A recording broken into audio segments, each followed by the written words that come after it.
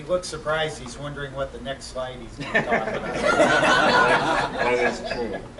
Hey everyone, my name is John Stuckey. I'm the president of ARCHway. First, I want to thank Mom and Dad, my parents, for throwing this event. Everyone that's come out tonight or today. This has become one of our biggest events that we do throughout the year. So that's contributing to. Thanks for all your guys' support and help in this. It's very exciting to come down here and see all the officials and programs that this town, city is put together.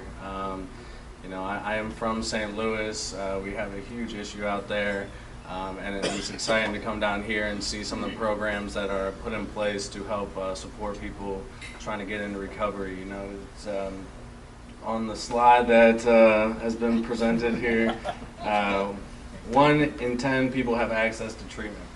You know, when I was in early recovery, I figured, you know, I wanted to help a couple of my friends out and try to get them into treatment centers, and they had no insurance or no financial means, thinking that this would be pretty easy. You would assume that there would be programs in place to help these people get into treatment. I called all of the agencies and treatment centers that were designated for basically state-funded programs, and I got 3 responses. One was basically for the person to attempt suicide, and they would be able to then get into a hospital for a 24 to 72-hour hold.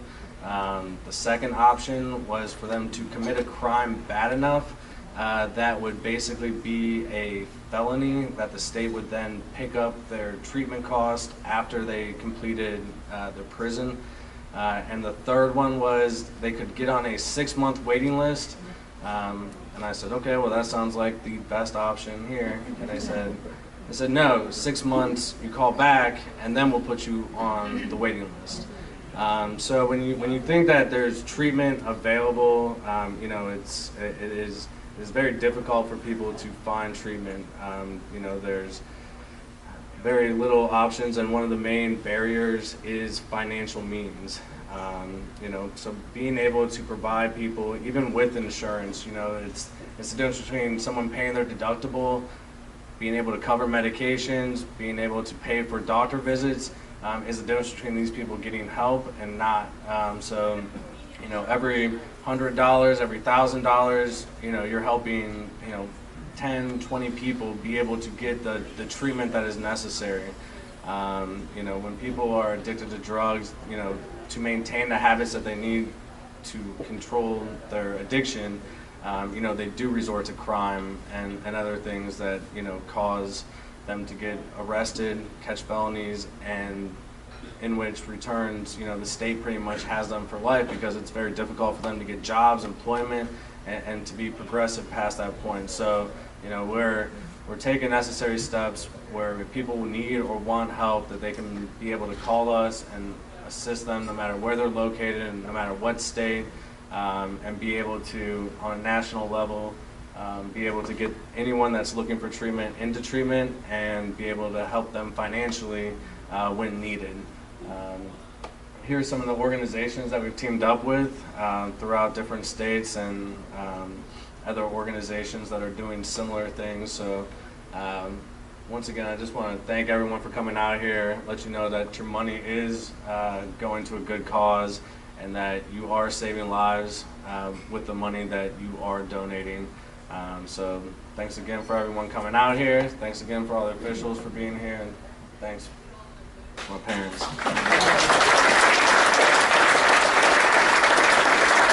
Thanks, John. Hey, John, you can't leave yet. You're giving away money in a second. So 2 things. You wonder, we get the questions all the time. Really, is $500 going to make a difference? Honestly, the money we get people who come online and ask for funds.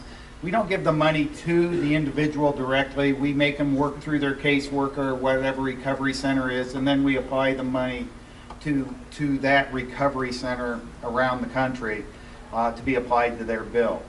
$500, as John says, Think about the business model. 9 out of 10 people who want help are turned away. Sometimes, if you have insurance and you have money to cover your deductible, you're in. If you have insurance and can't cover your deductible, you're out. This is the US. I'm not talking about Charlotte County. So, $500, we send a check for $500, and the recovery center says, oh yeah, come on in. The second place where we find we spend money, so now somebody's done their 60, 90-day treatment program, and they want to go into a men's sober house, women's sober house, and they're looking for a job, right? They need to, now they're starting to build their lives back together. We basically will give a scholarship to cover 1 month's rent at the men's sober house with the designation of they have to find a job within 30 days out. The difference between us giving them that $500 and 1 month of rent is they're on the streets homeless. It's so $500. And Jessica will talk to you about the money we've raised, and you're going to hear numbers in the 20s to 40 people from this event that we're giving a second chance to, and it's real. And with that, I'm going to do one other thing, Jessica.